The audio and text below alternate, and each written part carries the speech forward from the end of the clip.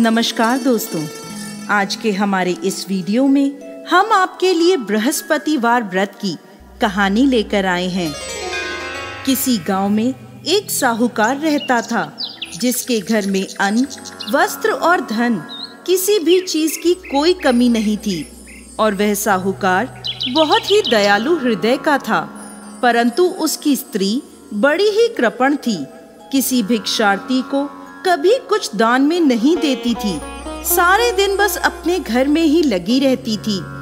एक बार की बात है, एक समय एक साधु महात्मा बृहस्पतिवार के दिन उसके द्वार पर आए और भिक्षा की याचना करने लगे। स्त्री उस समय घर के आंगन को लीप रही थी।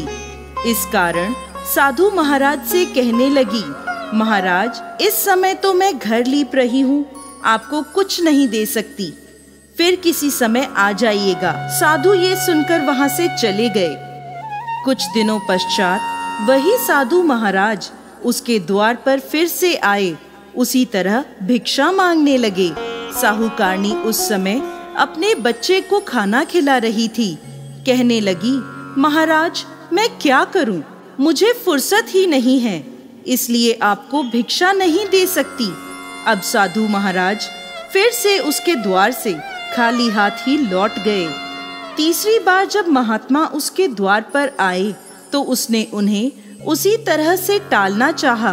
कहने लगी, महाराज, मैं क्या करूं? मुझे समय ही नहीं मिलता, इसलिए आपको भिक्षा नहीं दे सकती। परंतु महात्मा जी कहने लगे कि यदि तुमको हर समय का अवकाश मिल जाए तो मुझे भिक्षा दे दोगी? साहूकारनी कहने लगी, हाँ महाराज, यदि ऐसा हो जाए तो आपकी बड़ी कृपा होगी। साधु महात्मा जी कहने लगे, अच्छा, मैं एक उपाय बताता हूँ। तुम बृहस्पतिवार को दिन चढ़ने पर उठो और सारे घर में झाड़ू लगाकर कूड़ा एक कोने में जमा करके रख दो। घर का चौका इत्यादि मत लगाओ। घर वालों से कह दो कि हजामत अवश्य बनवाएं। रसोई बनाकर चूल्हे के पीछे खाना रख दो, सामने नहीं। फिर स्नान आदि करके सायंकाल को अंधेरा होने के बाद दीपक जलाओ तथा बृहस्पतिवार को पीले वस्त्र मत धारण करो, ना पीले रंग की चीज का भोजन ग्रहण करो। यदि ऐसा करोगी तो तुमको घर का कोई काम नहीं करना पड़ेगा, तुम्हें अवकाश ही अवकाश हो जाएगा। साहूकारनी ने ऐसा ही किया। वह हर बृहस्पतिवार को ऐसा ही करने लगी।